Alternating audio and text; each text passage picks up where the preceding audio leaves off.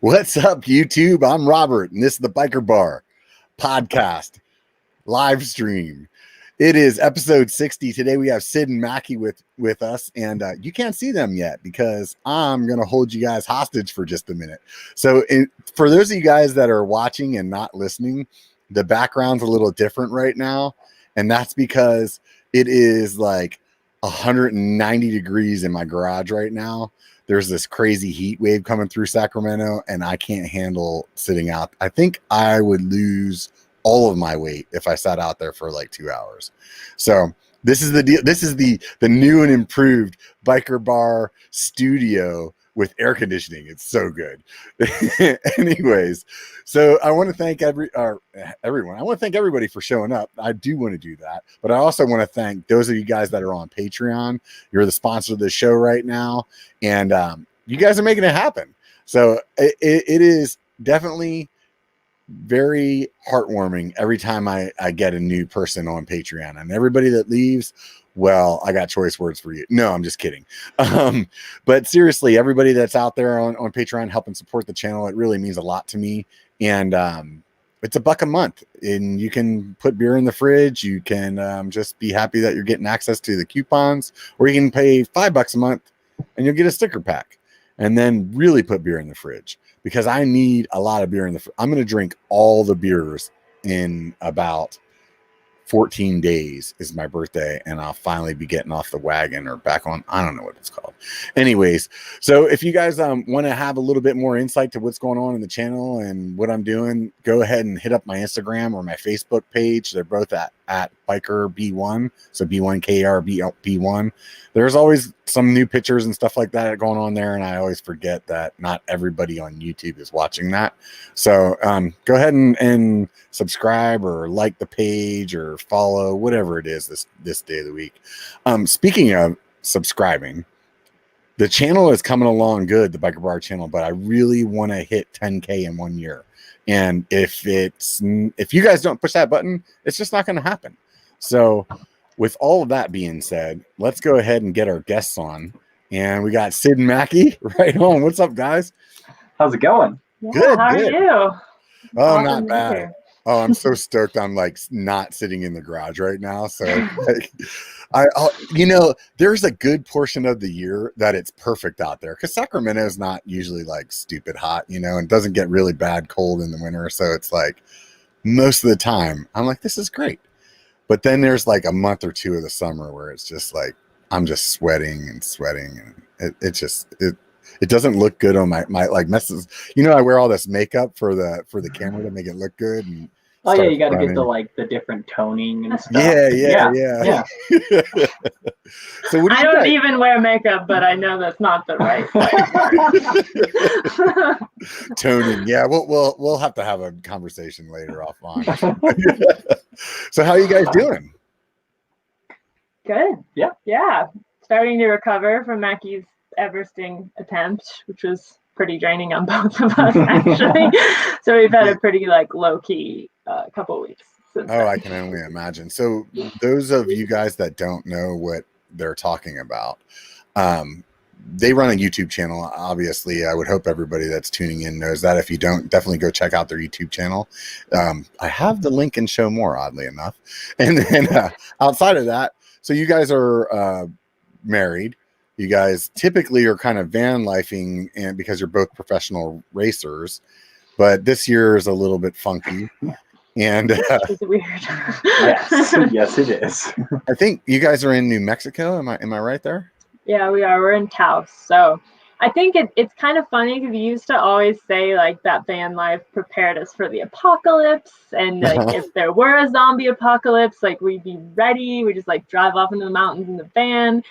And it wasn't very good for this particular apocalypse. So we are at our sort of home base, which is Macky's parents' house here in Taos. So that's where we've been since April.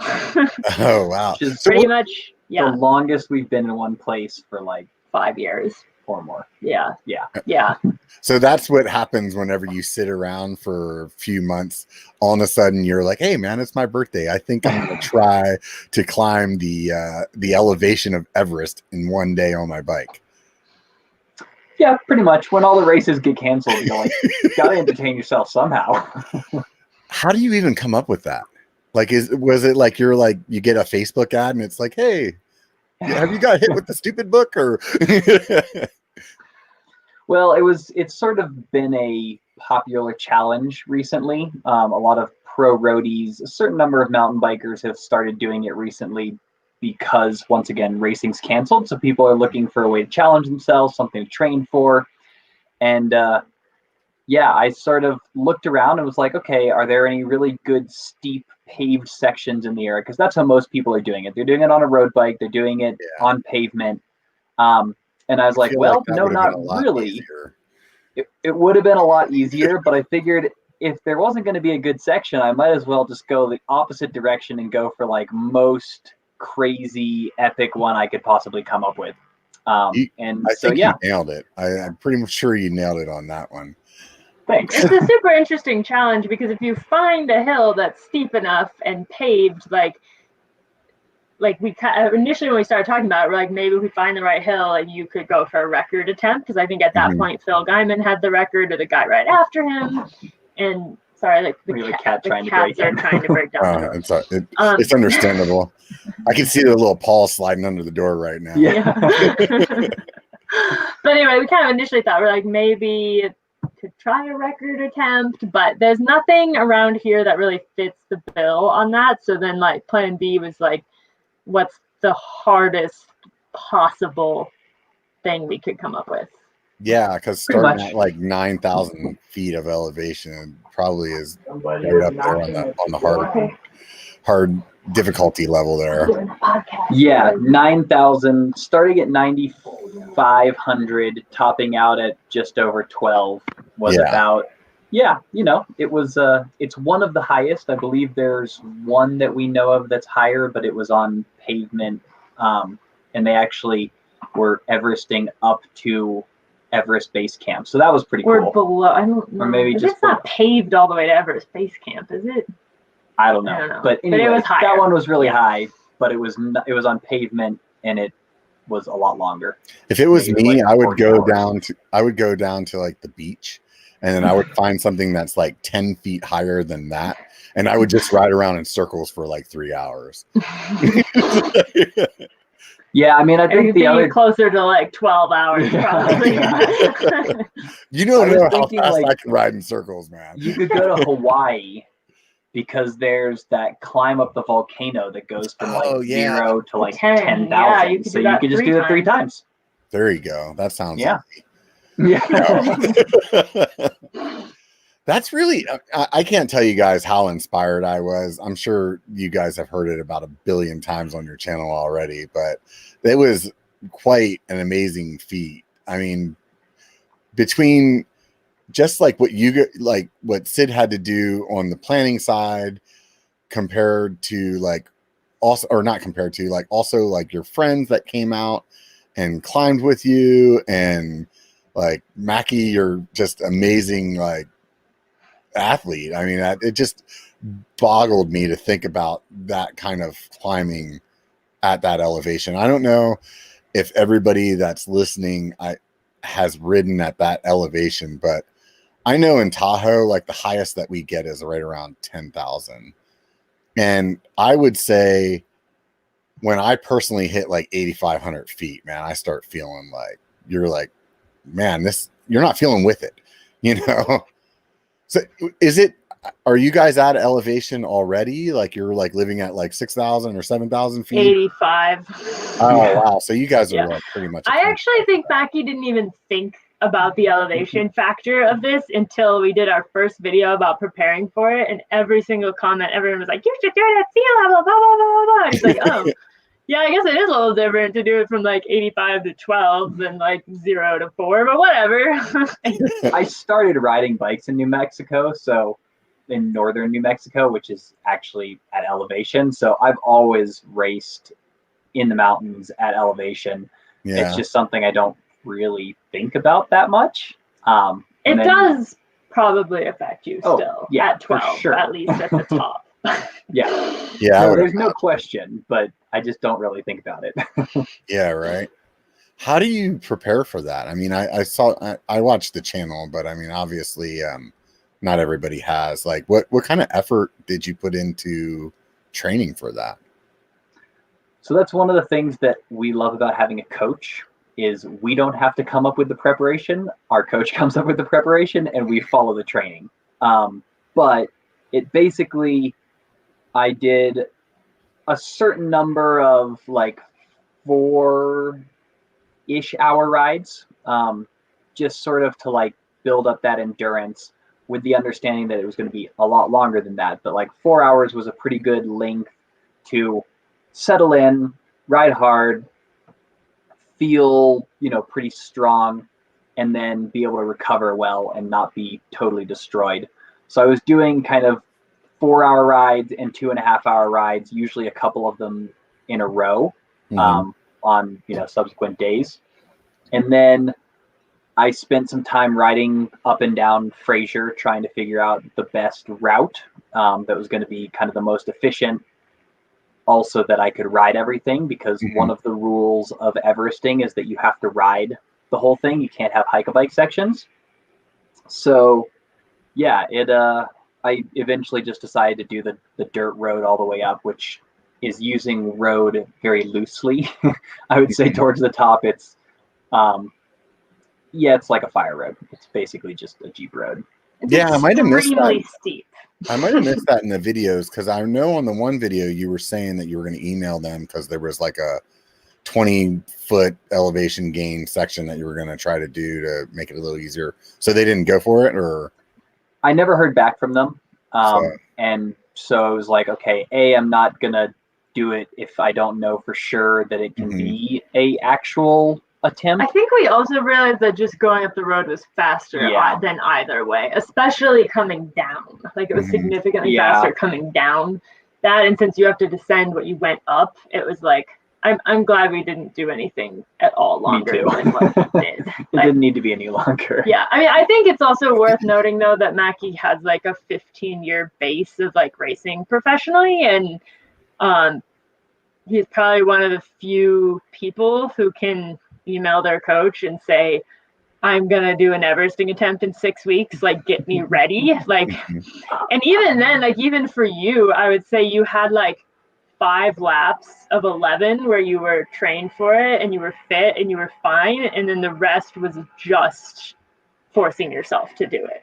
It was just not stopping. Yeah. He stopped having fun like on lap 6. Yeah, you could tell by how enthusiastically he hit the bell. It was like, whatever. Yeah. Where's the bell? I actually am kind of curious to ask Macky this question, because I don't know, but like, we've had 500 comments on our video from the Everesting. Like, they're pretty much all positive. Like, everyone's incredibly inspired. One person's mad that our friend put salt on his gummy bears, but like, so 506 positive comments out of 507. Was it worth it? Has that made it worth it? Because it wasn't, he didn't have fun. Yeah, definitely. You were not a happy camper for like the second half of this entire day. I don't think you do Everesting to have fun, frankly. Like, you do it to see if you can, basically. And so is that the reason? That was the reason you were just like, can I do this? Yeah, pretty much. How about Syd? Why didn't you be like, yeah, I'll do it with you? Oh, I've been injured for like 6 months at this point, so I am barely riding.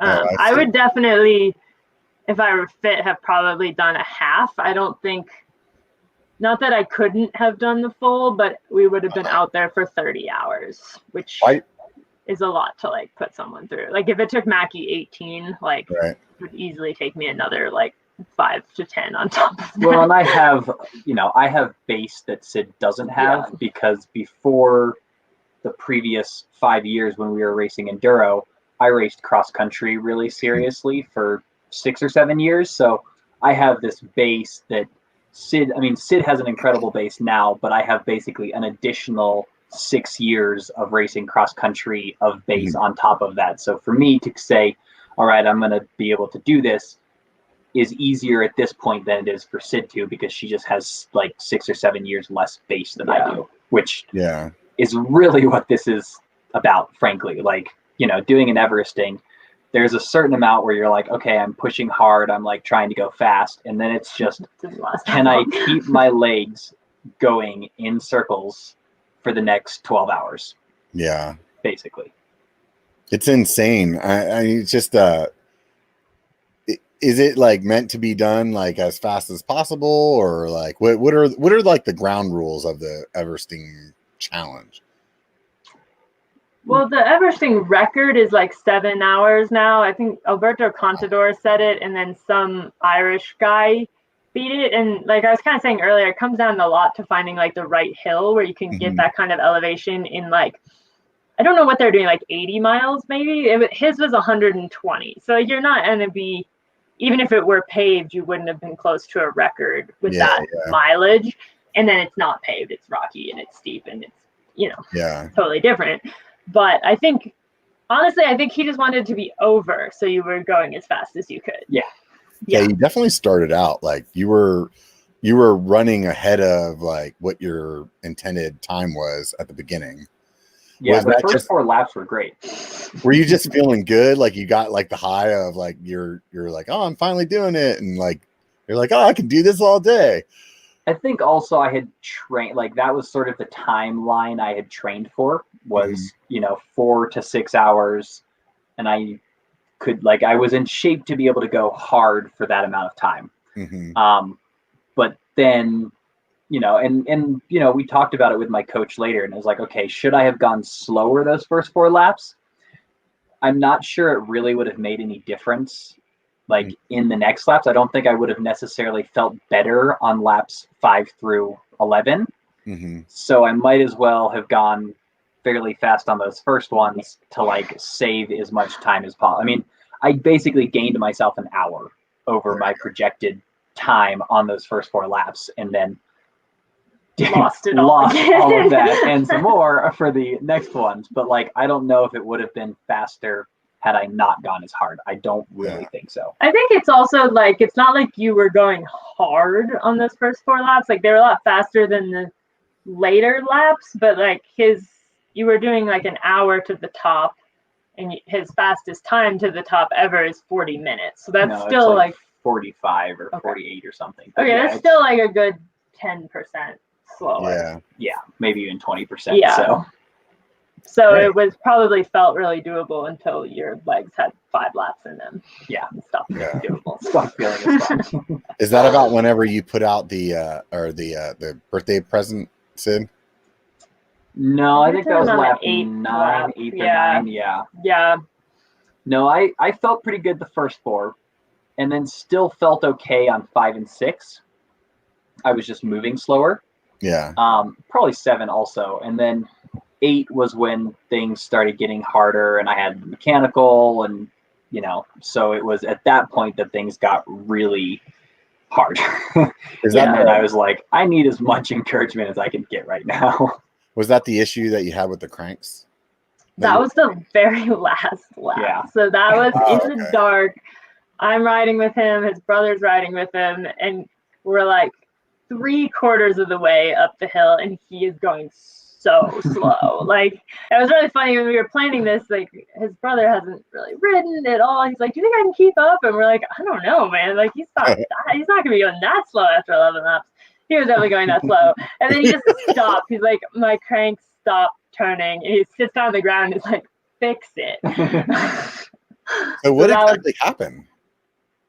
So on the XTR cranks, the new XTR cranks, they're sort of like SRAM's earlier cranks. I don't know if SRAM still does it, but you basically like you tighten the cranks on, and then there's a little O-ring thing that spins that you use to like keep there from being side to side play on the crank.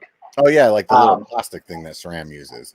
Exactly. So I had tightened that and made sure that it spun well, but apparently after 11 laps, it had like caught somehow and tightened itself on, so it was crushing the bottom bracket bearings, so it was keeping the cranks from spinning.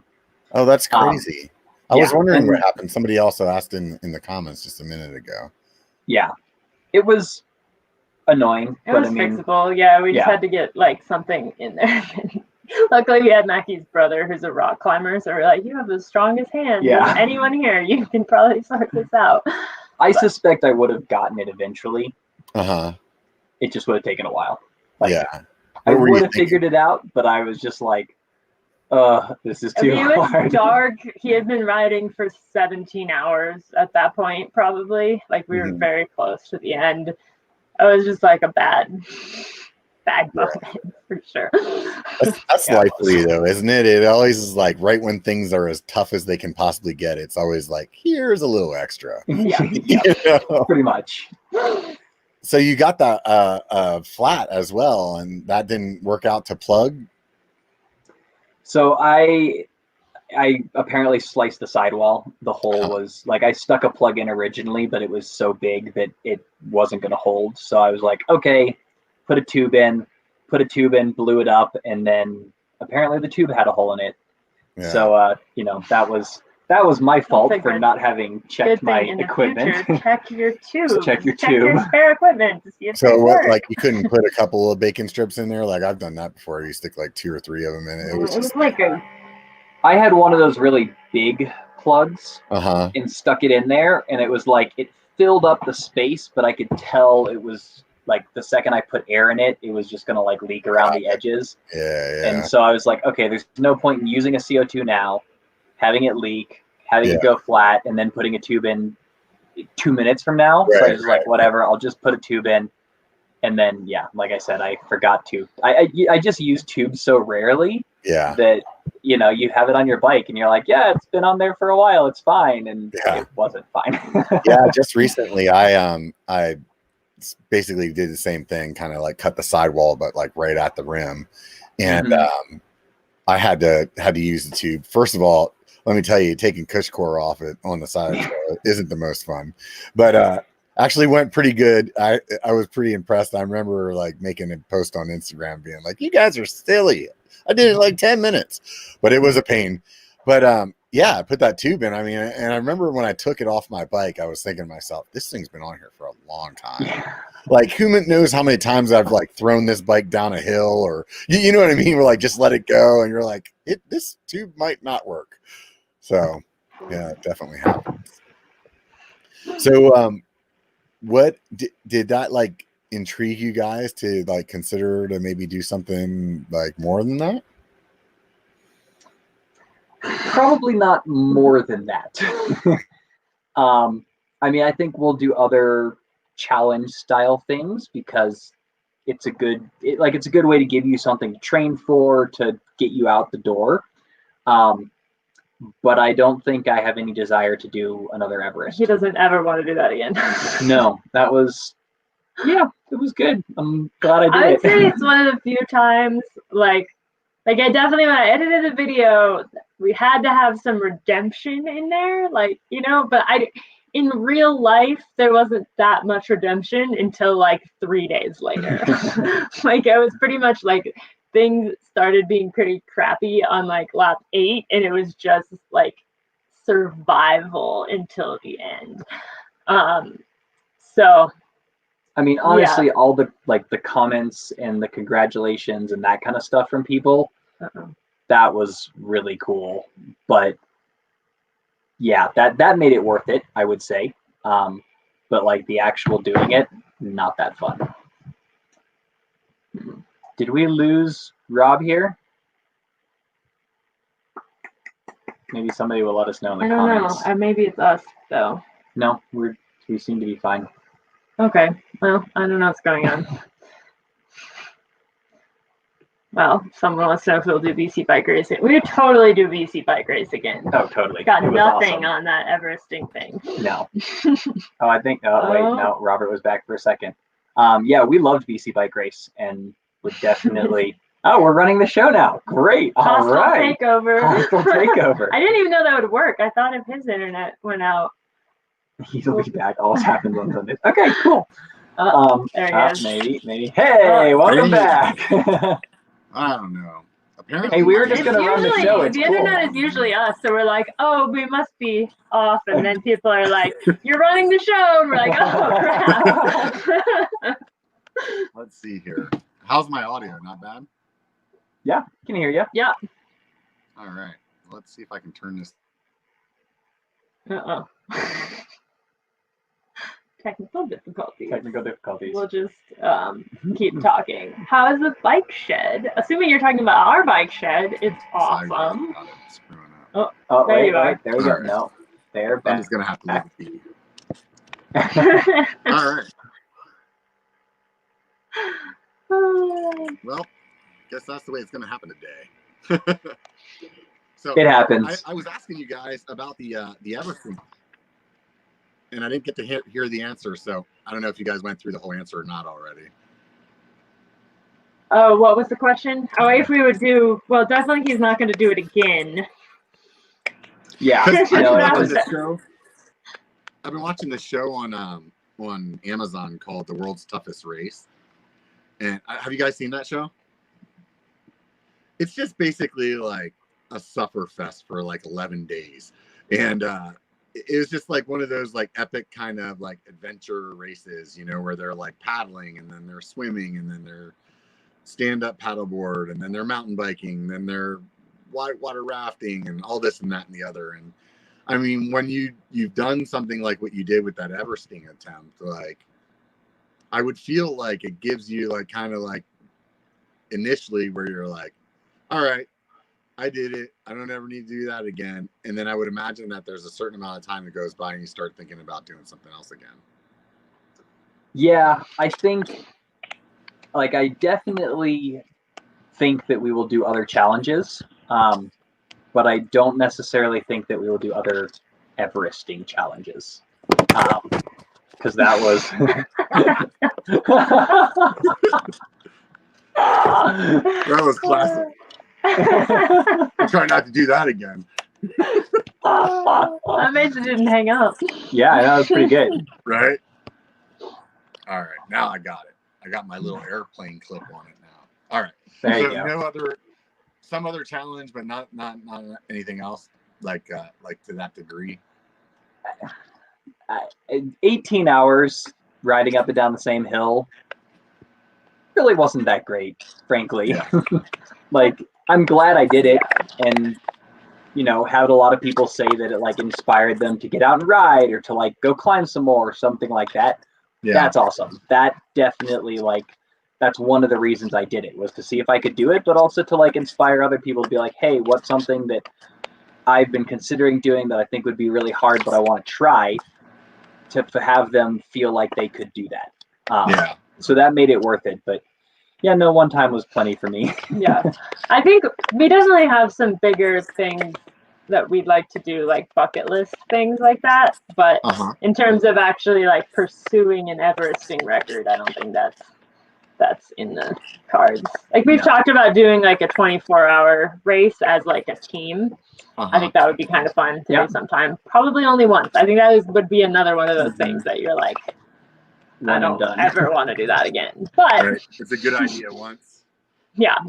Well, people do say that 2-person 24-hour racing is like the hardest, because like you're each trying to not slow the other person down. So you're like trying to do the best you can.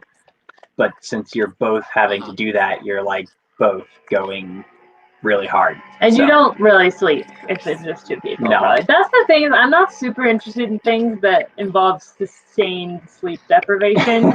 Like the people who do like the Colorado Trail race, and like people all the time are like, yeah, I should do bike pack racing. I'm like, maybe bike packing, but like I would like to like go hard all day and then sleep for 9 hours, not like go hard until 1 a.m, sleep for 20 minutes and like get up and do it again. Like that sounds absolutely insane. You guys ever see that thing, Ride the Divide? Like is it the same as like the Continental Divide race? From, like, Canada to Mexico. Those people are something else. It's just like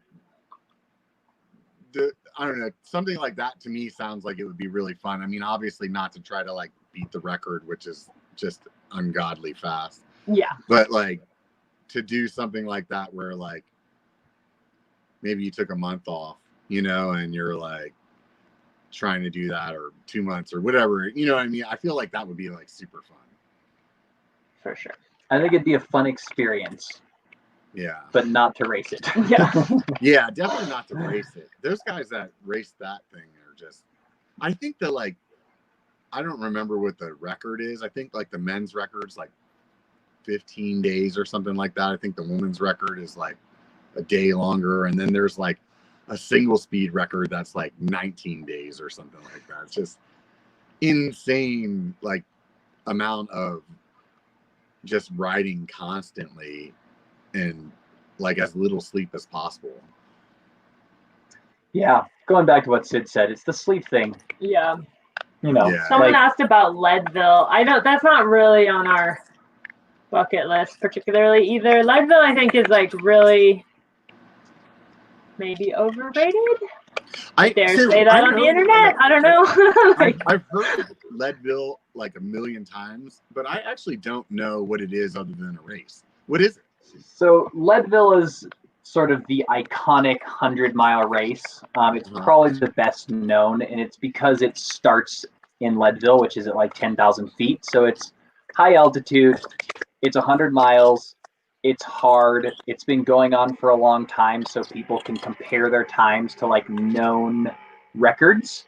But it's almost all dirt roads. Like there's like 96. only a tiny bit of single track. Whereas there are some really amazing 100-mile races out there, like Shenandoah 100. That's like a lot of single track, and like some of the stuff up in Michigan I can't remember the name of. So I want to do a 100-mile race at some point in my life, but it probably wouldn't be that one. It would probably be the single track one. Yeah. Which is harder because it's longer. Right. But, you know.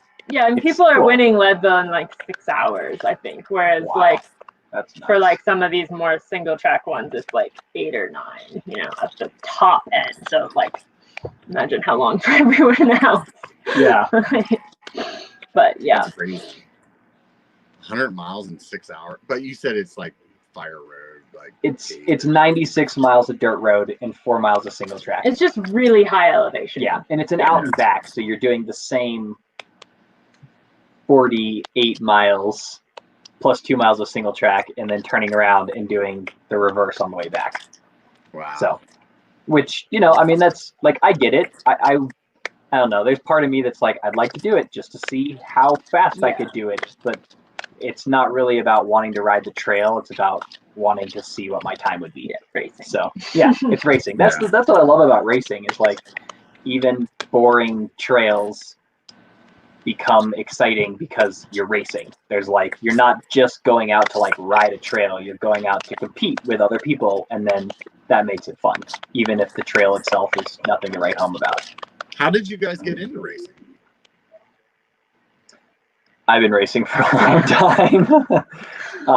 I did my first race at 15, I think.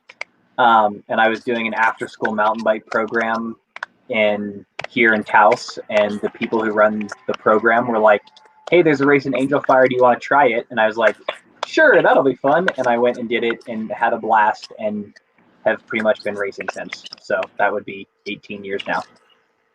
So that was mountain biking when you first started? Yep, and I've done some road racing and some cross racing, and yeah, I've done a lot of different kinds of racing, but I like mountain bike racing the best, personally. So out of the different disciplines, which one did you like the most? How about you, Syd? It depends on what you want. I mean, I started in enduro basically. I mean, I raced like collegiate racing, which was all cross country stuff, but started more with enduro. I think we both got pretty burned out on enduro, like 2017-ish. A lot of EWS races, which are just like, it's a whole other world. Yep. They're super, super hard, and it's like really hard to just handle the logistics of EWS racing without a team, and that was becoming more and more the case as the races got bigger and bigger, basically. And so it was just like super punishing. Yeah. And not that fun. People were taking it more and more seriously, which makes perfect sense. I mean, it's essentially World Cup for enduro racing. And I'm really glad that we got to race a number of them. But as people got more and more serious about it, there were questions of cheating and doping, and like they had to put a lot of rules in place, which makes perfect sense. But like when you get all of these rules and all of these like, you have to do this, you can't do this, you got to, it can sometimes stop being fun. So yeah, we got burned out. Yeah, looks like Robert dropped his phone. Hey, he's a nice vertical black bar. Yeah, we'll just keep talking. Yeah. But EWS racing is interesting in that I think as they put more rules in, it got harder and harder to like be a privateer or like someone without a team, because it would be like you can practice these like different stages at these time gaps, and those time gaps only really work if you have someone who's like driven you up to the top of the hill, so I don't know, it got hard. It wasn't what I wanted to be doing. I think Macky was more into it for sure. Yeah. But I mean, I enjoyed and still enjoy enduro racing, but I would like to, I guess I decided I wanted to do all the different disciplines, because there are some really cool races like BC Bike Race, what we were talking about earlier, is a great example of like just a cool race, and it's not an enduro. And we knew that we weren't going to be able to race it and enjoy it if we only had enduro fitness. And so we were like, okay, time to start training to be able to race like all different kinds of races. And yeah, so here we are. And for me, it was fun to kind of go back to cross country training, because you get in really, really good shape, frankly. I don't know. Yeah. Can you guys hear me? We can hear you, but we can't see you. We can't see you. Yeah, apparently my camera just is like, nope, no more. I'm not doing that anymore. Hopefully that comes back in a second.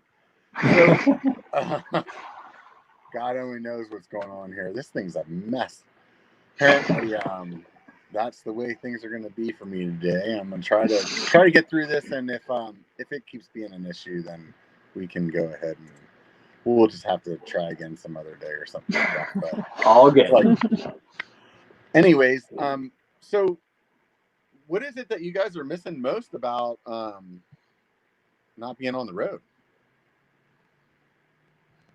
That's a good question. Everything? I would say we've adapted fairly well. It was just really clear by like early April that like this season was not gonna happen. Again, there have been some races that ran, but for the most part, it hasn't happened. So, especially the big races. Yeah. Which makes sense, because they're drawing people from like, hey, there he is, different places. Oh, that was the phone. That one didn't like that. So go ahead.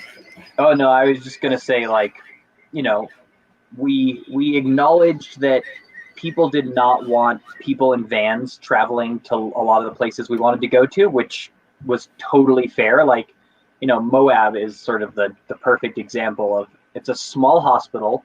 They don't have they don't have a ton of facilities, and they didn't want a ton of people coming in and potentially bringing COVID, or coming in with COVID and taking up space in the hospital beds. And I completely understand and respect that, but it put a pretty solid damper on our travel plans. So we're like, okay, guess we're going to be in Taos. How can we make this as functional as possible? So working on projects, doing things that we otherwise wouldn't have been able to. Yeah. So what was I missed this stuff on the channel whenever you're, apparently there's a fire truck going down the street. I don't know if you guys could hear that, but I thought it was a monster. It sounded sort of like a monster in the wall. It was just waiting to come out. It's 2020, so anything can happen. So what was the deal with the garage? Like, there was that, like, you guys had like just this, all your stuff thrown in there, or it was just like something that was available to you guys to use since you were in town, or?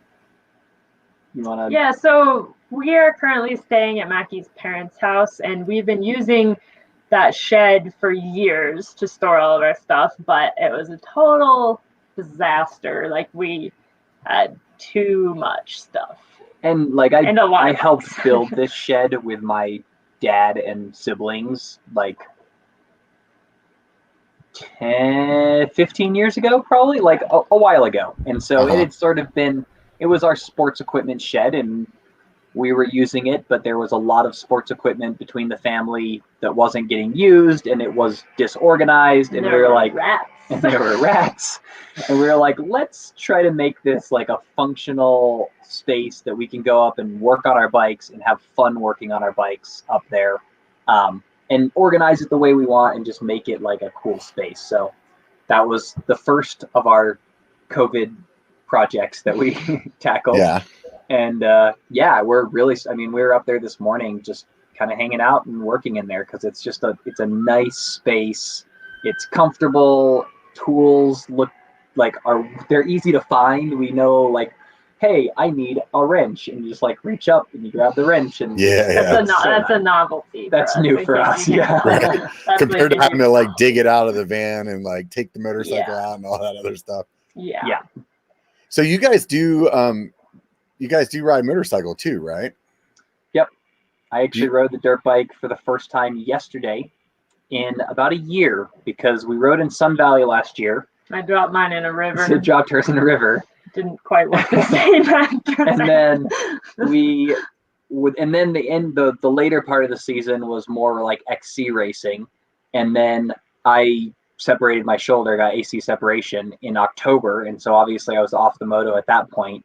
And then I wanted to be really smart about making sure I had the upper body strength before I came back to riding the moto, just so that I didn't hurt myself. Mm-hmm. And once I sort of felt like I could ride the dirt bike again, I was sort of ready to train for this Everesting thing. And dirt bike, while it's very fun, it's not exactly the right cross training for riding your bike for 18 hours. So it wasn't until yesterday that I felt both recovered enough and like it made sense to start riding the dirt bike again. So that was really fun. Did like a 3-hour ride with a friend out in the mountains.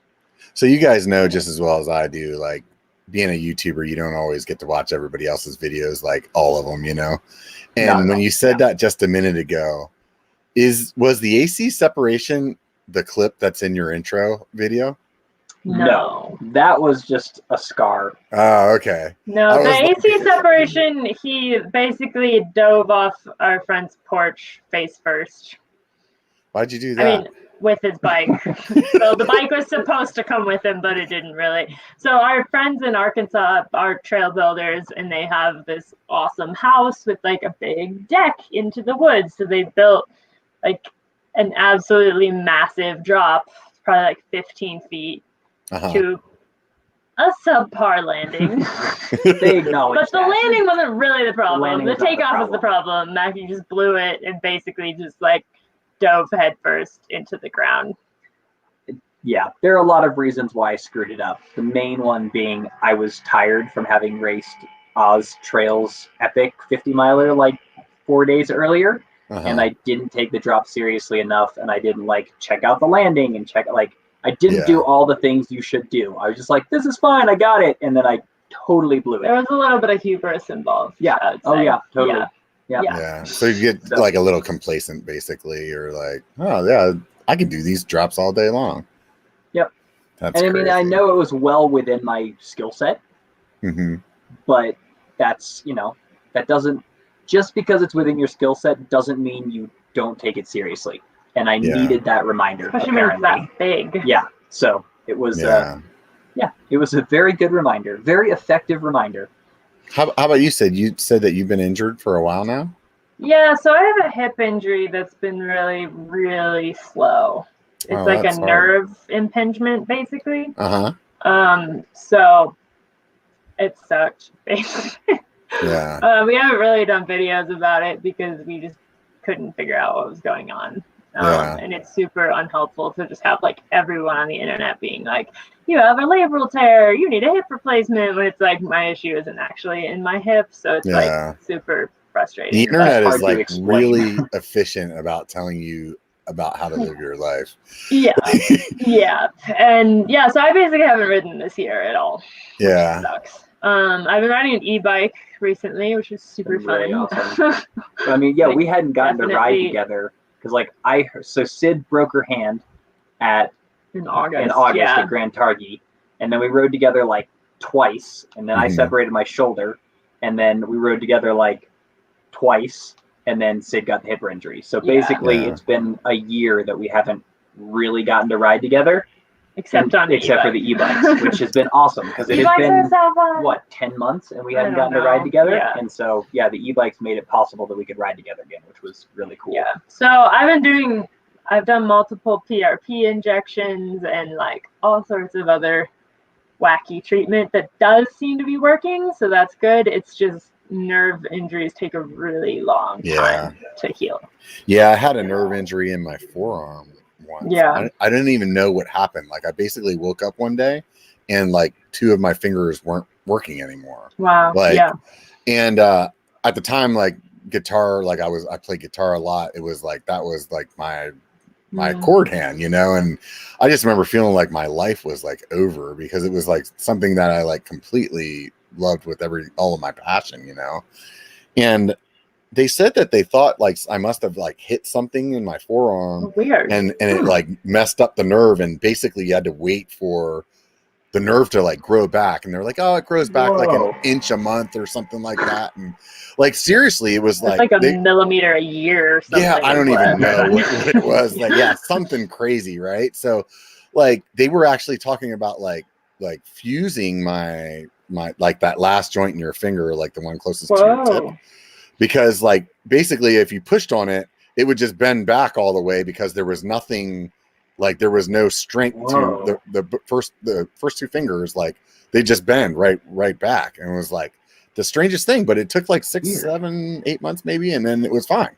For the rest of my life it's been fine, it's just like the weirdest thing, So you guys were saying about not riding together, like do you feel like that really impacts your relationship?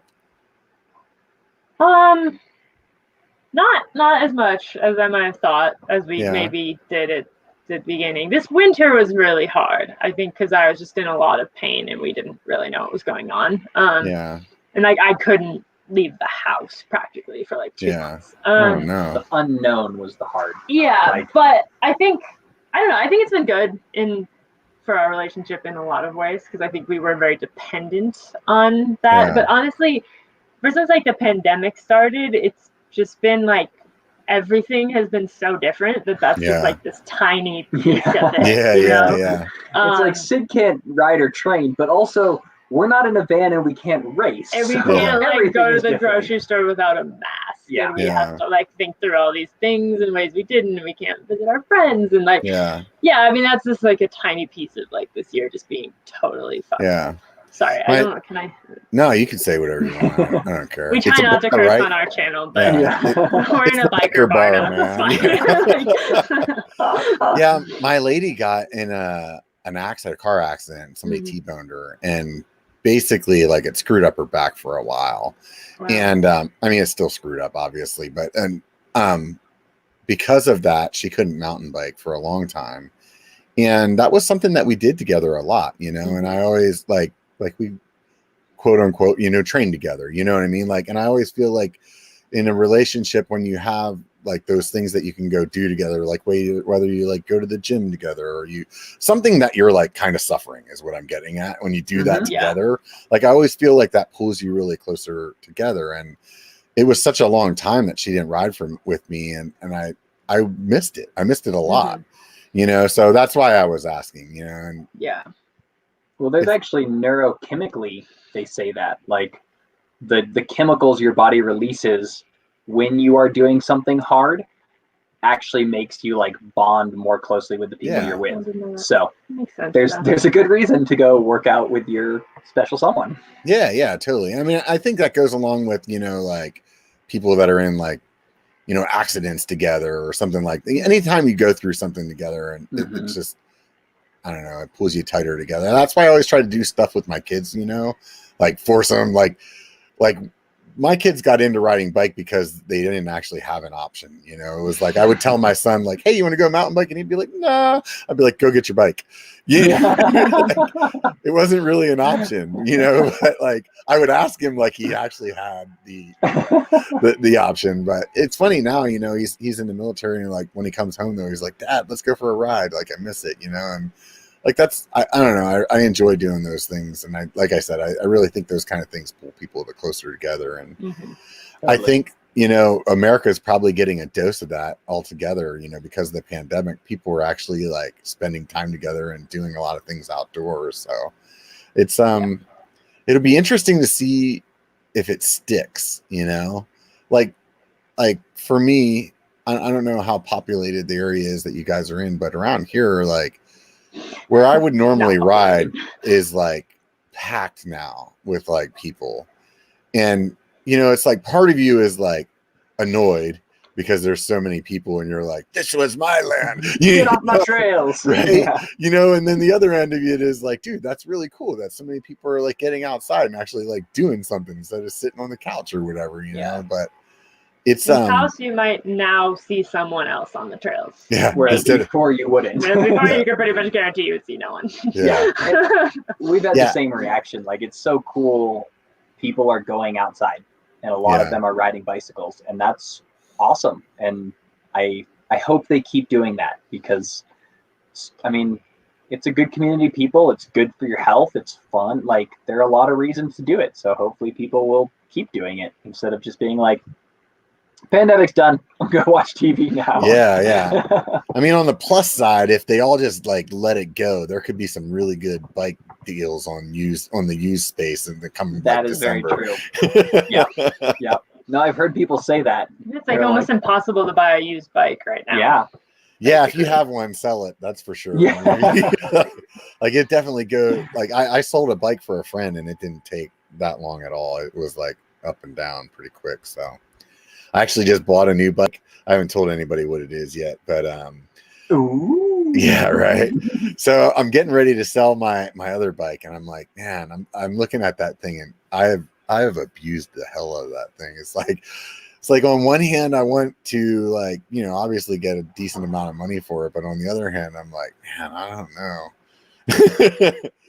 Like I want to just we've always learned. Like, I mean, obviously for us, we get new bikes each year because we're racing on them.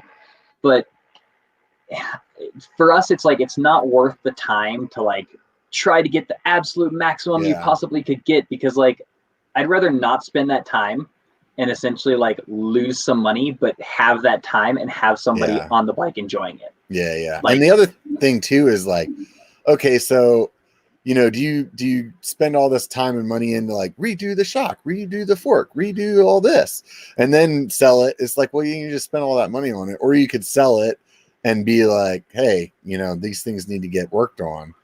The downside is like once you have like a YouTube channel, like you're like, I don't want somebody to be online like they sold me this crappy bike. You know what I mean? Yeah, we sell pretty much all of our bike equipment through a company called B1KER Rush. It's based in Salt Lake City. And so we just box up everything we have, and he sends us shipping labels, and we send it to him, and then we get checks in the mail. Oh, that's great. Pretty cool. It's super disconnected from us. Like nobody knows what happens to the bike. Percentage and like would have been real hard to sell Macky's bike that went off the porch otherwise, even though it was totally fine. Like imagine if we tried to sell that on our channel. We did sell that to somebody who we knew. Oh, you're right. Yeah. Okay. It was fine, actually. It was fine. I think it broke a table, maybe. No, it didn't even do that.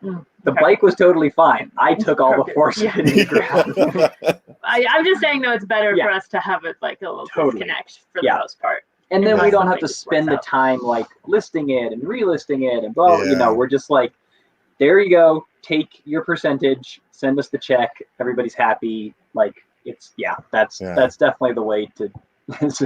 Worked for us. Yeah. Have you guys been with the same sponsors for quite some time, or they change up? We just started working with Niner this year, but a lot of our other sponsors have been around for years. Like we've been with Perla Zumi and Shimano for a number of years. 4 or 5 years. We've been with for like. You've worked with Expedo for like 10 years almost at this point. So. So when you guys first got into racing, how did you go about like getting sponsorships? I'll leave that one to Macky. I mean, to be honest, it's especially now, racing is not that valuable. Like, to be totally blunt, like what you have to do is you have to figure out how to tell people about the products you're using and why you like them. And it used to be the only way that you were going to get products in front of people was if you were racing and doing well, so that newspapers or magazines talked about you. And that just isn't true anymore. I mean, you know, if you have a camera, you can start a YouTube channel. If you have a phone, you can start an Instagram. Like, there are plenty of other ways. And we love racing, and a lot of our connections, industry connections and that kind of stuff, are through racing, or like because we are racers. But that's not, you know, our sponsors aren't like, oh, make sure you're racing. Like this year, not having races, our sponsors are like, you know, okay, keep doing your thing. Like, we're not that worried. And I think it's got to be really hard for some of our peers who are only racers, because there's no place. Like, so you're saying your sponsorship is they're sponsoring you guys as racers and content creators and social media, whether it's your Instagram or Facebook or whatever it is. So you're kind of getting a sponsorship with the entire package, not just, hey, I'm a racer. And I think that's true across the board at this point. Like, even the people who are racers, unless they are winning World Cups, they're doing something else and doing it fairly well. Because if you're just racing, or they're not actually getting that much. There's that's really like the truth in the bike industry. industry. I think a lot of people that you might think are extremely sponsored are only getting product. Yeah. And maybe their expenses covered for races, maybe. Yeah. So I think that there's an interesting thing in the bike industry where, like, the industry kind of benefits from people pretending that they get more than they do. Yeah. And that you sort of see that with, like, the teams that have this, like, coolness factor. So people are willing to be on the such and such factory team and not make any we know for a money fact that all. They're not getting paid. They're just getting access to bikes for the year. Like, they don't even get their bikes. So we're not going to drop any names there, but and so if you can provide value and you can show click-throughs to a website, you can show purchases and you can show views and all of this, like, all of a sudden it's a very different ball game. So I think whenever you guys got into YouTube, then you were able to really carry that over into, like, kind of your, because you guys basically have like a pitch that you're giving to a company when you're reaching out to them, right? Yeah. Do you guys have like a brochure or something like that? That's like, hey, this is Syd and this is what, or is it like kind of a little less formal? Or honestly, it depends on the company. We actually have a brand manager that we work with who coordinates all of our YouTube deals. So, like, any sort of sponsored video we do on YouTube, we kind of let him negotiate. Like, we might pick the company. We're like, hey, we really like this product. Like, will you reach out to them?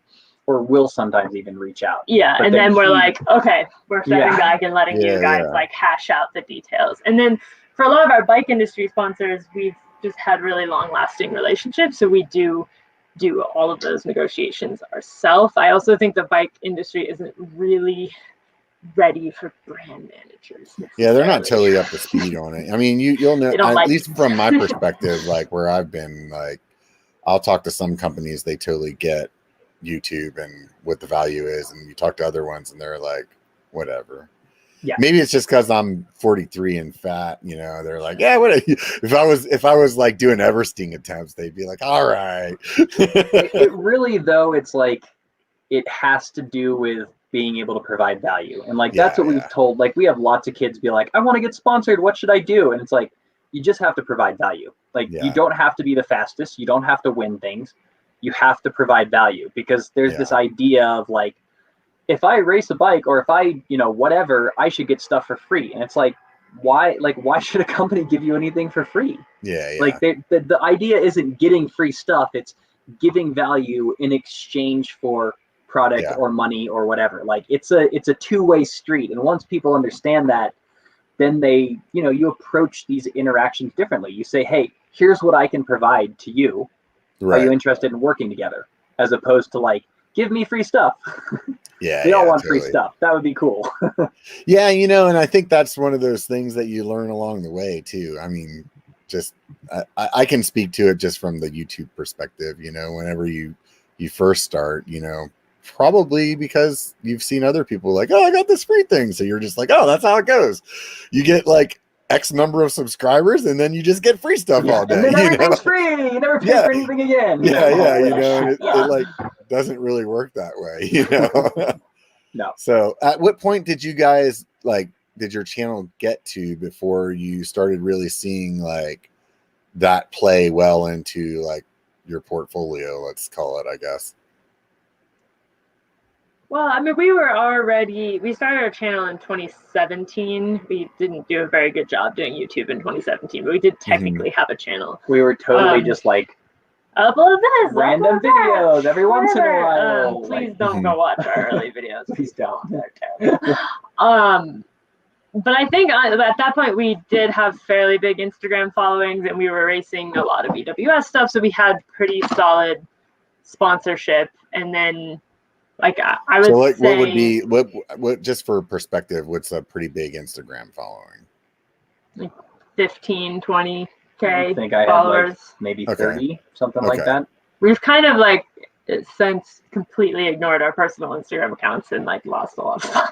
Yeah, I'm not posting for like a year. You can't focus on everything. I did this. I used to like put pictures on my personal Instagram or like Facebook and stuff like that. I'm like totally a lurker now, like because I spend so much time posting for B1KER. It's like, I'm good.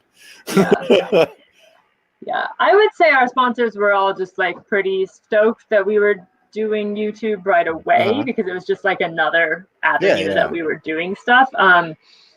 I would say 2018 to like 2019 was kind of when we first like started having conversations with sponsors where we kind of figured out if they actually did value what we were doing on YouTube. Does that make sense? Like we had to kind of be like, hey, okay, I know you think we're still like mediocre EWS racers, but actually this is what we've been doing, and actually we're getting you a lot of clicks, and can you pay for it? Mm-hmm.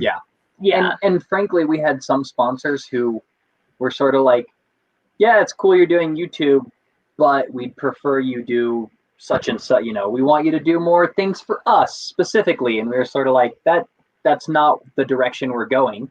Mm-hmm. And, we ended those relationships and like mutually. It wasn't like anybody was mad or anything. So like those relationships ended and didn't make sense. And we've started working with some sponsors now who really see the value in YouTube and appreciate what we're doing and, and are stoked on it. And that's really what we want. Cause that's where, I don't want to stop racing. I love racing, but I'm less worried about being the fastest EWS racer in the world. Like that is no longer my goal. My goal is to like do really cool races, be able to race them well and do well at them, and be able to share the story on YouTube. Like it's less about being like the best of the best and more about like inspiring people to go out and try something hard themselves. Yeah, I was gonna say like being sponsored for your race results is really overrated. Like it's a lot of pressure. Well, if you're like, oh, they are sponsoring me because I'm like top 5 in this region or whatever. Like that's just, it's a lot of stress and it takes the fun out of it. So and there's always somebody younger and faster. Like you can be the best of the best, but like you've got maybe 3 years. Mm-hmm. Like there are some people who've been able to pull it off for longer than that, but like you just, it's not going to be very long because there's always someone younger and faster. Yeah. So there's always somebody that's shooting for the target that you're setting. You know what I mean? Like it's like when you race your buddy down the hill, like once you got the fastest time, then it's hard for you to get faster until he beats you.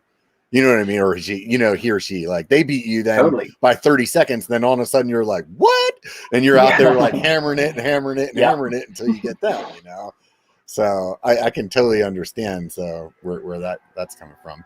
Do you how long do you guys think that you guys are like quote unquote racers until that kind of like fizzles away and it's just like, hey, I'm just doing social media and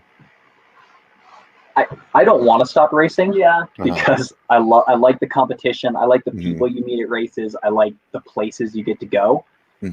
I see no reason to stop racing, but I will ignore, like, I realize that, you know, at this point, I'm probably the fastest I've ever been or close to, you know, because I have the skills that I learned from enduro and I have close to the fitness that I had when I was racing cross country.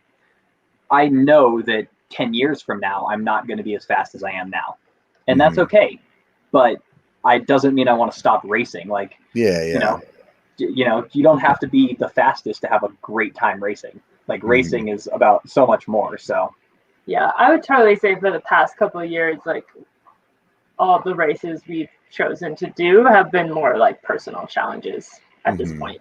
Yeah, like we haven't tried to follow a series, you know, we haven't even done the same discipline all year. Like we just sort of done what we wanted to do. And like, that's definitely what doing YouTube has given us, is the ability to do that. Because if you don't have numbers in some other way of representing your sponsors, they're like, you're going to do this series and you're, you know, going to get an overall result. And that's what you're going to do. Yeah. You guys got like a didgeridoo there in the background or something like that? I don't know. Do we have weird noise? No, it must be. I don't know. I kept hearing it. I thought I was being funny, but I guess you guys aren't hearing it. So maybe it's just me. It must be feedback or something. I mean, a didgeridoo is not out of the realm of possibility for this household. Yeah, pretty much every other instrument. It's true. Right? You guys are musicians too? Mackie's family is. For sure. Oh yeah. Syd has been learning to play the ukulele. I play the ukulele, and she claims that she's not good at it, but she's actually really good at it and picked it up very quickly. So that's really cool. Don't let her lie to you. Been playing a baritone ukulele. Actually, he plays guitar. You might know. Yeah. Oh, right. It's very fun. So, just grew up with music a lot in the family, or? Yeah, my family was all very. I have an older brother who's a jazz musician in New Orleans, and you know, I had to do piano lessons and didn't really like them, but had to do those for a while. And then all of my siblings, you know, one was really into the violin and one was into cello, and we all had a lot of vocal training. So there was a lot of music in the house, and this has sort of been the time that we've had to explore a little bit more, have a little bit more fun. We've been helping his parents organize their house a little bit, and there's lots of questions like, do you really need 2 cellos? Yeah. When nobody in the house is playing either of them. Yeah, right.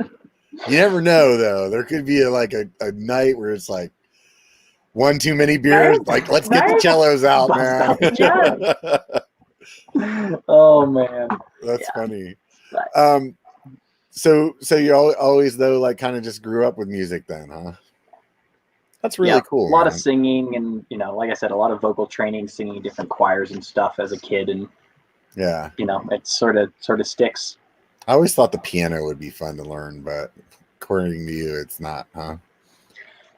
I think it's more fun now than it was when I was 11 and forced to take piano lessons. Did anybody enjoy piano lessons as a kid? Because I also had like 6 years of piano lessons and hated like really? every minute of it. But I played a little bit recently and I enjoy it now. It's just really hard, though. Yeah, I used to play guitar when a it's lot. Forced. Yeah, like when you have to do it, then you don't want to do it. But when that it's makes just sense. You know, when you're 11, you don't want to play the piano. I used to play guitar a lot, and it's just like you only have time for so many like hobbies, you know. And it's like right now between YouTube and mountain biking, it's like I don't have a lot of extra time if I want to continue to have a relationship with anybody else in my life. Like, you know, whether it's the lady or my kids or even my friends, you know what I mean? So I don't know, maybe one of these days I'll do more than pick it up like once a month and knock the dust off of it, you know? And now there's a pandemic to keep us all entertained. Right. Totally. I feel like that was one of the things, I don't know if you guys saw on my channel, I've been trying to lose weight recently. And, no, that video, by the way, that video was really good. Really good. Thank you. Really Thank well you. done. Like, what do you was think? Awesome. Good. Sorry, go ahead. No, I was going to ask you, what do you think it is that drew you to the story? The story. Yeah. Like that's the hardest part with YouTube, that like for us is YouTube videos have to have stories, and Mhm. it's so like, you know, when we fall into this also, like, it's easy to like throw a Yeah. camera on and be like, POV footage, people are gonna love it, but like, Yeah. if there's not a story, there's no Mhm. reason to like be invested in what you're watching. Like, Yeah. I think also like the vulnerability aspect. Yeah. Like I think you see that a little bit with our Everesting video too, is like Yeah, when you're totally. willing to do something that you don't know if you can do it, like Yeah. people are more invested because they want to know if you can do it, it. and as opposed to like the after, Yeah. Telling the story later. Because like from my perspective, when I put the thing together, I was like, we'll see how this does. Like I've definitely put a lot more time into other videos that didn't do nearly as well as that one's doing. You know what I mean? So it's interesting to, to be able to ask that question, especially from another creator, because, you get a boatload of comments on there, but nobody's like critiquing like, hey, this is actually why I like it. Instead they want to tell me about like, hey, you should try this diet. And I'm like, well, didn't I just show you that what I'm doing? I lost 20 pounds in a month. Like, yeah, I think I got it. But honestly, that's great, because if what they're telling you about is like what's in the video, it means that they weren't thinking about the video. Like the video just became a medium to tell the story. And I think that's what, like, I don't know. I just thought you did a nice job of like being honest about like why you were trying this and like what was hard and what was successful, and like, it just tied things in. And I think a lot of people are probably in a similar situation of wanting to lose weight, and so it was very relatable. And that's I felt like whenever before the COVID stuff happened, I remember telling myself like, man, I wish I just had like a month off of work where I could just like focus on training and like give myself like a kickstart to like getting like more healthy. And then COVID happened and I was like, sweet, I can drink beer like every day of the week. I was like, I'm eating chicken nuggets. Guess what? We're going to Haiti again. And I did that for like a month and a half, and I was like, dude, you're like not doing anything. Like here you have this opportunity. Like, why are you not taking advantage of this? So I don't know. Well, I guess we'll find out what happens when I release like episode 2, if it does well, or people are like, whatever, we were good with the first one. So I mean, if you're sharing the story, like that's the, I mean, I don't know. I guess that's the difference between like a one-off super successful YouTube video and like a channel that people are invested in. Like they care about you and what you're doing, and as opposed to like just one video that happens to do well.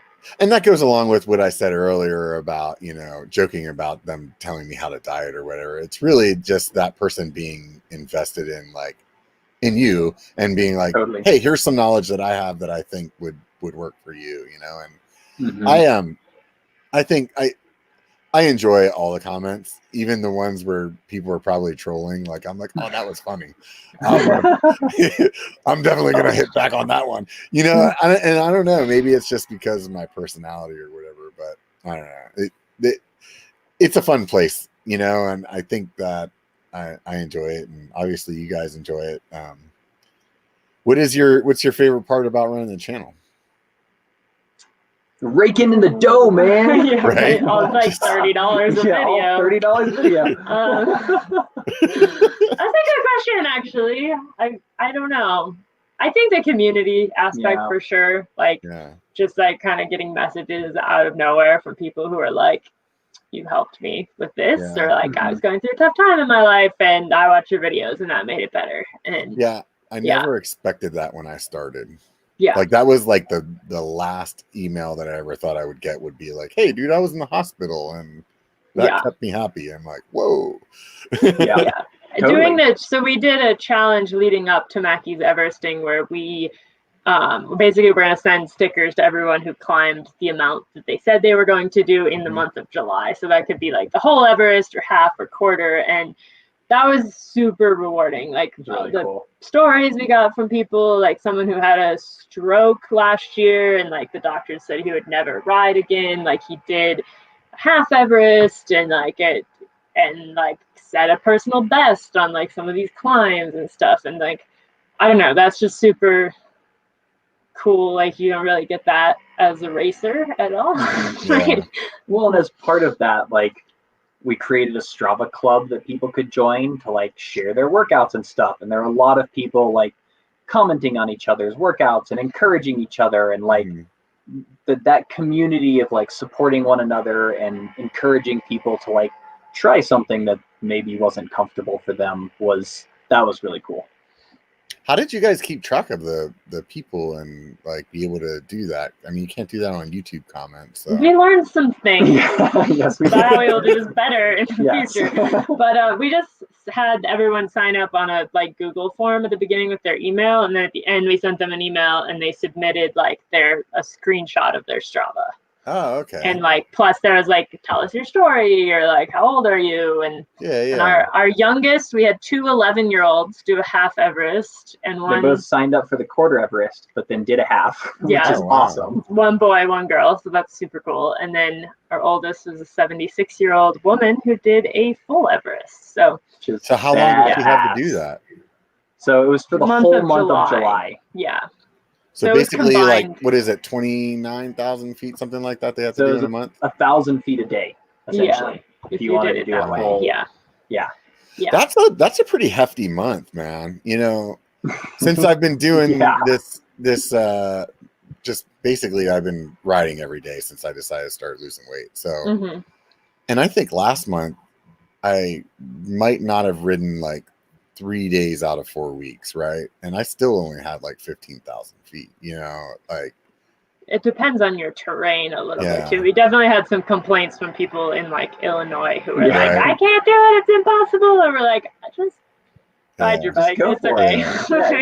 When I ride for like multiple levels, we were like full Everest is 29,000, half is 14,500, quarter is like 72 something. And we were like, we wanted, you know, different people are at different phases in their biking and at different locations, and we wanted everybody to like be able to set a challenge, and we encourage people to like sign up for one that would be a challenge. Like if you always ride 8,000 feet in a month, don't sign up for the quarter one, because then like you're gonna get it no matter what. Like sign up for the half so that you have to push yourself. And that was really cool. It's like people were submitting screenshots and stuff, and like it shows the different months, and it was like month, this month. And it was like, you know, they were running like 2-3 times more than they'd ever ridden before in a month. And it was so cool to see. Yeah, that's basically, I put a picture on my Instagram just the other day that looks like that. Like I started on July 5th, and it went from like, you know, I would usually do like a midweek ride and then a weekend ride, maybe sometimes 2 weekend rides, maybe some other road ride with the lady. Like it was like, you know, not a whole lot. And then it was like, whoop, right up. You know?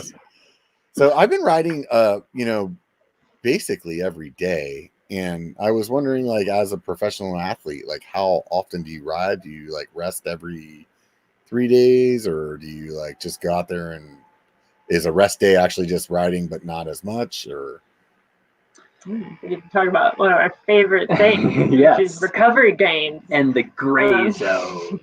So the thing with like training at a high level is you don't necessarily do as much volume as people think, unless you're training for something like this Everesting thing. Like it's really more about super high intensity rides and then like recovering fully from that, which might be like spinning on your rest day and might be doing nothing. It just depends like what you need. I would say leading up to this, I was probably riding 5 days a week. And it, you know, it was like 3 days and then a day off, and then 2 days and a day off. But not usually more than 5 days a week, and sometimes less. So basically the idea, like you don't actually gain strength like while you're breaking your body down. So if you're riding hard every day, you're just going to get like periodically weaker. Like when we did BC bike race, like you're not stronger on the 7th day, you know, you're just wrecked by then. So like on a normal training week, you would go hard for 3 days and then maybe take 2 days off in a row so that you could go hard again on the 6th day. I've been noticing with me, like I live in Sacramento, so it's pretty flat here in town. So like I've been riding road bike Monday through Friday, And I noticed like I'll usually kind of hit a little harder on Monday through Wednesday, and Thursday and Friday I kind of like sandbag it a little bit. I mean, I'm still doing the same distance, but I'm definitely not putting the effort into it because I know Saturday and Sunday I'm going to be mountain biking, and I need that like energy to go from like a road ride that's 20 miles with 200 feet elevation to a 20-mile mountain bike ride with 3,000 feet of elevation. It's like a huge difference. So I just wasn't sure, like, because I know from like other training that I've done, like it's important to have your rest days, but I feel like with the bike, like today, like yesterday I did a big ride. Today I went out and I rode for like an hour, but I was like not like hammering it. I was like, yeah, hey, look, let's stop and look at that picture, take that Instagram picture or whatever, Yeah. And so in my head, I was like, that's kind of a rest day, Totally. And, and for different people, like they like different things, basically. For me personally, I prefer to be off completely on my rest days. But I know a lot of people who are like, no, I feel best if like on my rest days, I spin for an hour or spin for 30 minutes or whatever. And so that's a personal preference thing. But the idea is just that you are going a lot easier on your rest days than you are on your non-rest days. And, I'm not sure where you are in your time frame here. But it would be interesting, I think, to try like choosing certain days that you're like, these days I'm going to either do a significantly longer ride, or I'm going to like do the same length ride, but I'm going to go way harder. And then the other days, like have it be like today, like you were saying, like, just spin, taking it easy, and see if you notice a difference between like, riding consistently all the day, like all day, all 7 days versus riding really hard 3 or 4 of the days and then easier the other ones. If you find that like you lose weight faster, or you feel better, or like, if you notice any, or, then when you go and do your mountain bike climbs, is it easier to get up that 3,000 foot climb than it was? Yeah, it's definitely been, it's definitely something I'm playing around with right now and trying to understand, because I mean, I knew initially, because I used to commute to work back in like, and that was like a 34-mile round trip or something like that. Nice. And when I did that, like, I knew it took about a month before I could get to the point of I could commute and then still go on a mountain bike ride, like an evening ride. You know what I mean? Or commute and still be able to like not be destroyed on the weekends. You know what I mean? So now at this point with the diet, I'm about a month and a half in. And like the other day, I did my 20 miles in the morning, and I went out and did like another 10-mile mountain bike ride in the afternoon. Nice. I'm definitely noticing like the ride that I did yesterday was what, if I was a weekend warrior, it was that would have been a big ride, and it was like, I don't know, 22 miles and like 3,000 feet of elevation. Right. So for me, like knowing that how much I'm riding right now and being able to do that and actually complete it and like make the climbs and not just be totally destroyed, I definitely, obviously I've gotten way stronger, but it's hard to know whenever you're like, I joke with my friends, like my legs are just destroyed all the time. It's just like, what level of destroyed are they? Yeah, it'd be interesting to experiment with, because and that's one thing that like I've learned from racing very seriously for the past 15 years is, you start to learn, like sometimes you're like, I need an extra recovery day, and you can be honest with yourself and say, I'm just feeling lazy. And sometimes you're like, I need an extra recovery day because I need an extra recovery day. But sometimes you're like, I have to do my ride, and your spouse is like, you've been a grumpy asshole all day, like you're taking a nap. You're not riding today. You're not riding today, you're taking a recovery day. And it's, and that's what one of the reasons having a coach is great, is you can call the coach and be like, hey, I am just off today, like, should I ride? And the coach might say, I expect you to be tired today, and that's part of your training, and you need to go ride. And they might say, no, you don't need to push through that. Take today off, take it easy, recover, don't feel guilty about it. But yeah, I mean, you just start to learn that. And like, if your legs are tired all the time, Yeah. I might incorporate some like easy days into that and see if then on the other days you can go even harder because you're like, oh, I had some recovery. I'm feeling good now. I can really push it, and then be willing to like take the easier days. It also like comes in like cycles over weeks too. Like we'll have like full recovery weeks. I think Mackie's on a recovery month right now. Yeah. I think I'm doing that like kind of ramping up and down like accidentally on purpose. You know what I mean? Like initially I was trying to ride as hard as I could on those like Monday through Friday rides. And basically by Friday, I just wouldn't be riding very fast because I didn't have any more legs.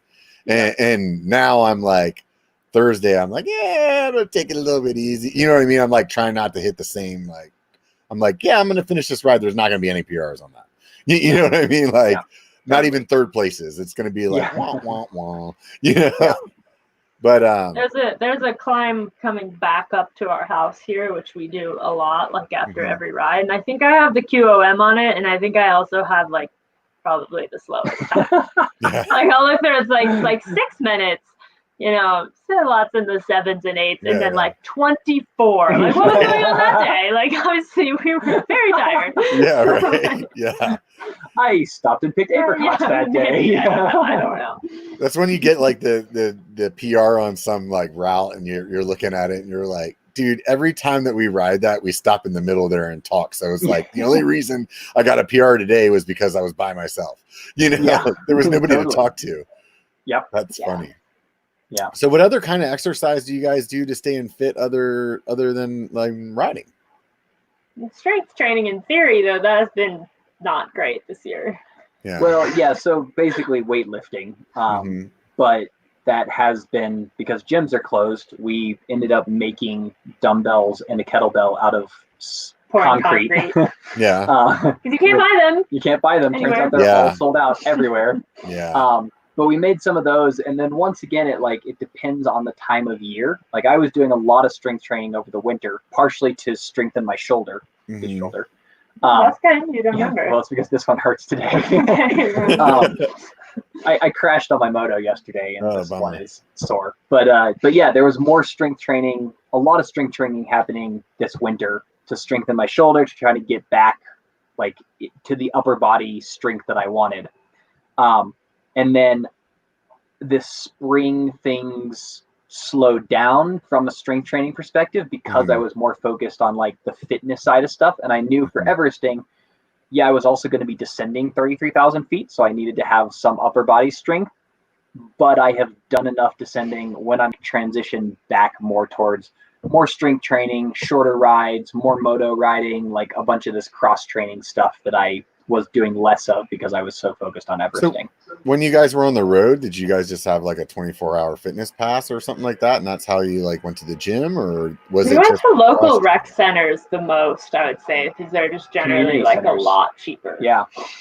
Turns out community centers are usually pretty cheap and have at least decent, like enough weights in the weight room that you can do like your basic stuff. And we did a lot of like body weight work too. Like we have a mat and a TRX that we bring with us, so we could do that if we couldn't find. That's kind of the stuff that I do, even when I was like at a point in my life where I went to the gym all the time. But realistically, like I use dumbbells and a ball like 90% of the time, and then the rest of them were all just like core balance exercises where you're like do this lunge and then do a knee up and then a curl and then just freaking hate your life, you know, like basically that. So that's the same stuff that I'm doing now. And so I think that's one of the things I try to get across in the video to people as well. Like you don't really need much to get in shape. Like look at those dudes in prison. They just do like flutter kicks and jumping jacks and push-ups all day long.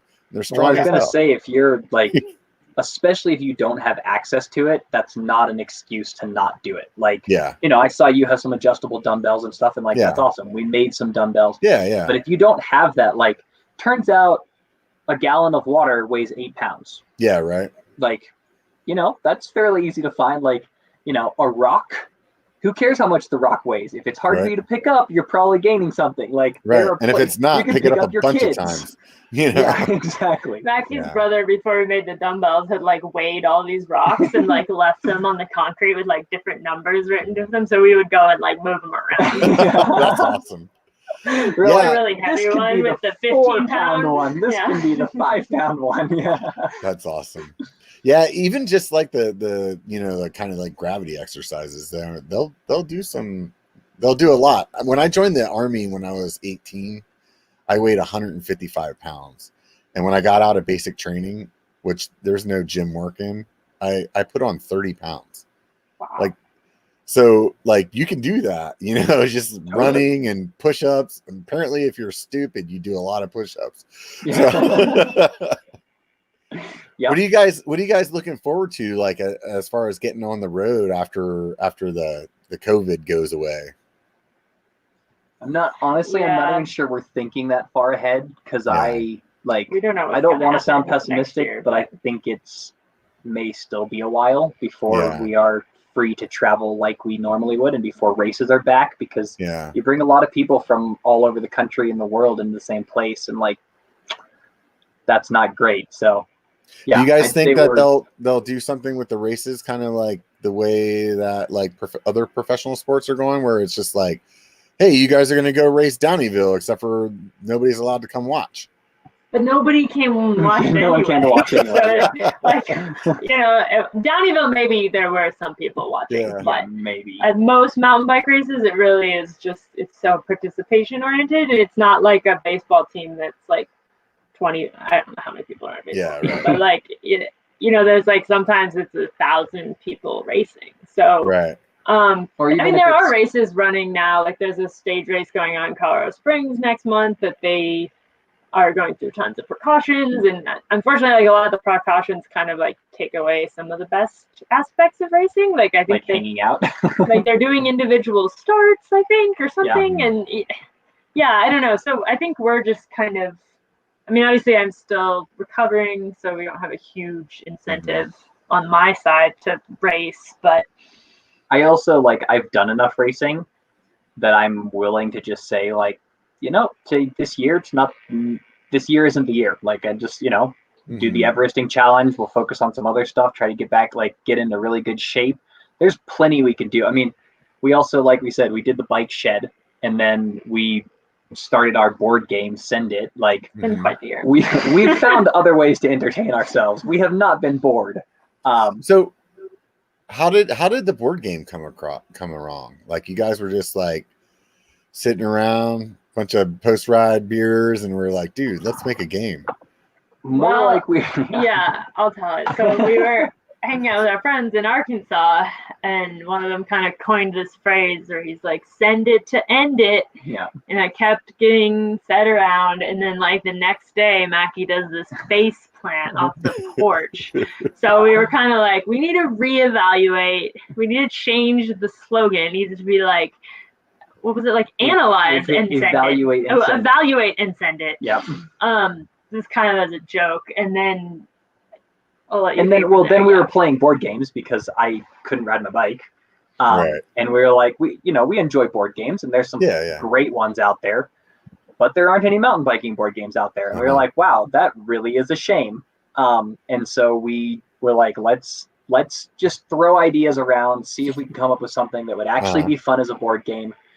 And it was it took a while, but we essentially came up with something that was fun enough to not just be like Monopoly or Candyland. Like it's not just like roll the dice, move the spot. Like we wanted it to actually to learn something, to make you think a little bit. And so sort of the whole idea of the game is you're progressing through more and more difficult features. And for each one you have to train to build certain skills. And then you have to draw cards to prepare, so you can check out the landing and visualize sending it and roll in to check your speed, with the idea that those things improve your chances of successfully sending it. And sometimes it doesn't matter, you roll a 1 and you crash even though you prepared really well. but your chances are improved. And so we've actually had people who played the prototype tell us later, like, when I'm riding my bike now and I get to a feature, I think through those things that are in the game. Like, oh, that's I'm funny. like, oh, great. Okay. I'm going to check out the landing and I'm going to check out the takeoff and I'm going to visualize it. Like, and it's really cool because that was the goal, is we want people to, like, instead of just like, send it, like, whatever, I'll be fine, because you aren't sometimes. Right. And there are things you can do to improve your chances of having a successful send. And so that was the idea of the game. And it went through a lot of iterations, and then we hired Christina to do the artwork for us, and I am hopefully receiving the production sample from China sometime this week. Did you guys do like a little Kickstarter or something like that to like like crowdsource some money? Yep. Yeah, so we raised $50,000 on Kickstarter. Wow. And yeah, so that was really cool.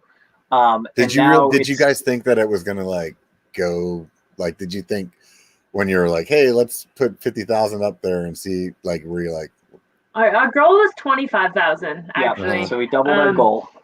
We really didn't know what to think because this was in May, so we were like, well, maybe now is a good time for board games because there's a pandemic, or maybe it isn't because everybody's terrified of what's going to happen in the future and doesn't want to spend $60. So we had no expectations. Yeah. We were like, if we can hit 25,000, then we can make this game happen and we won't lose money on it. Basically. So that was like basically like, this is what we know it's going to cost us to get these boards made and XYZ and. Well, it was a little over that, but yeah. Yeah, I mean, there was like the marketing, hiring Christina to do the artwork, like all of that stuff, plus the cost to actually produce the games. We were at 25,000, we can get people their games and we won't have lost money. Right. And so that was the goal. And, you know, at this point, assuming the production sample looks good, we basically are like, start producing and we'll potentially be able to deliver them early, because we are planning on like a early to mid-December delivery date, and we're hoping to try to push that up by a month if we can pull it off.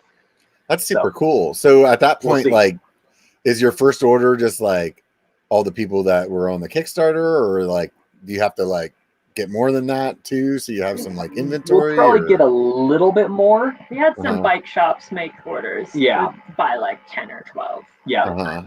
But for the most part, like, if you want a game, your way to guarantee getting one is to pre-order it now. Like we did the Kickstarter and then we opened it for pre-orders, and then like we'll buy some extra, but not that many because we don't want to be sitting on a bunch of inventory and like shipping things out to people. So it's not pretty like much they drop ship a board game, right? From China, exactly. Well, they do if you pay $200 a board game, which is what we did for the prototype stuff. Yeah. So really, so I could make a one-off game for $200. Yeah.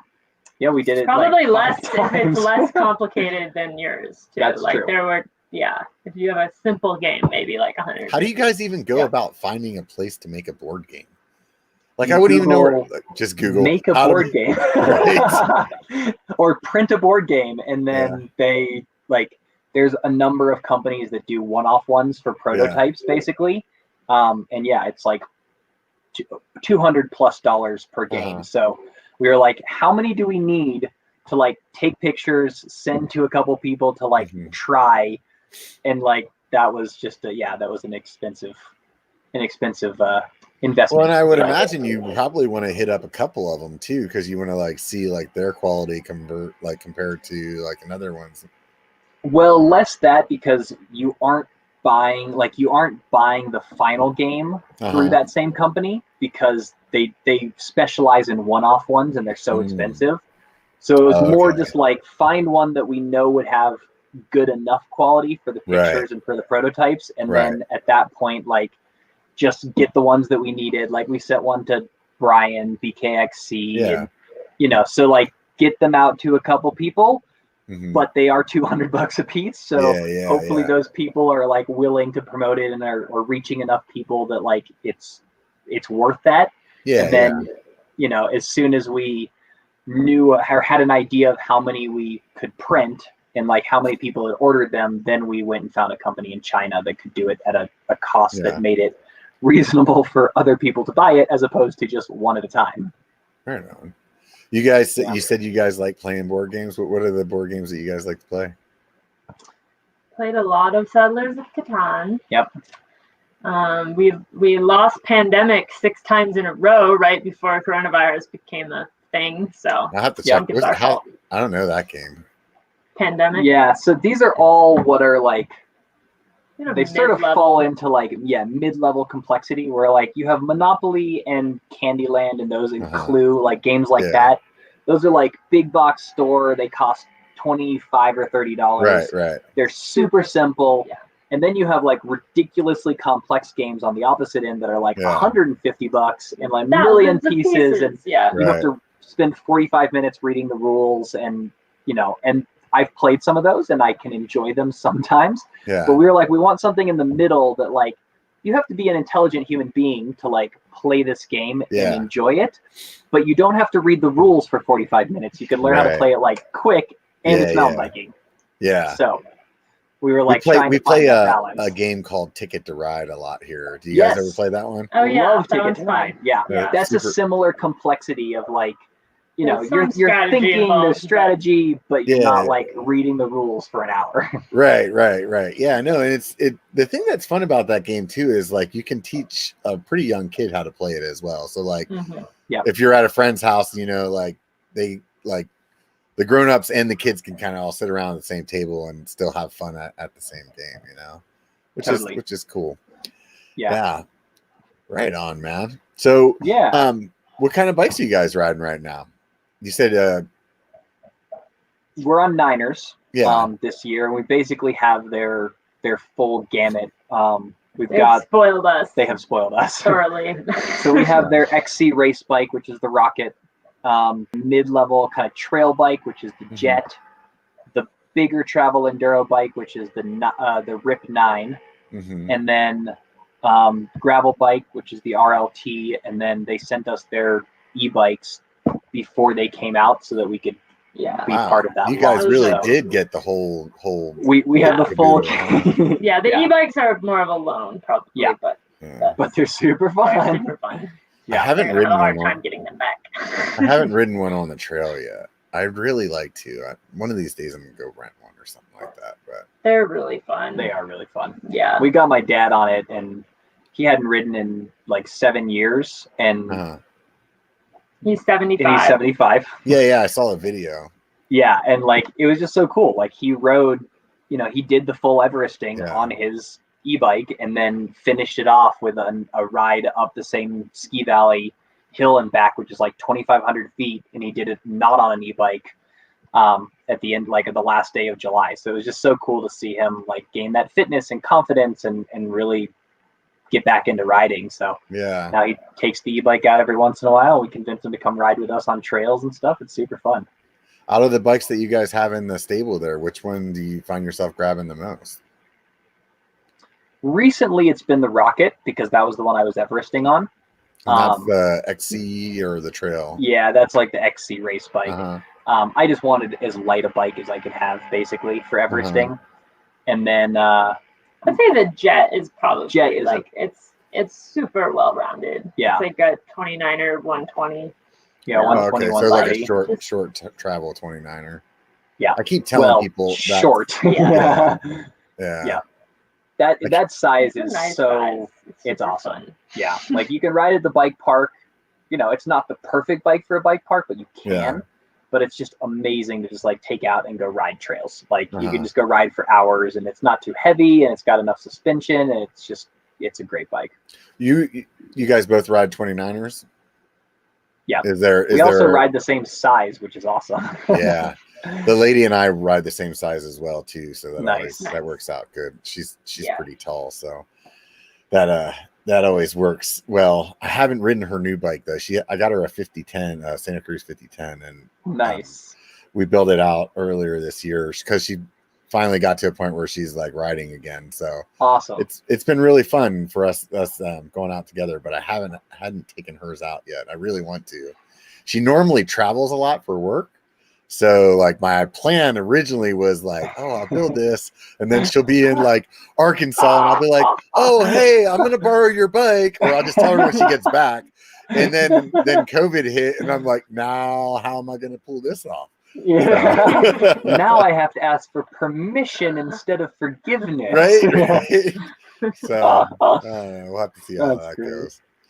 So well, I'm realizing that we probably should get going here because our light is fading, as you can see. yeah. No, hey, I really appreciate you guys coming on the show. I apologize for the internet issues there a little earlier. It's usually us, so it's actually really refreshing to have someone else. So true. Well, yeah. Took one for the team there, you know. Yeah. Thank you. Right.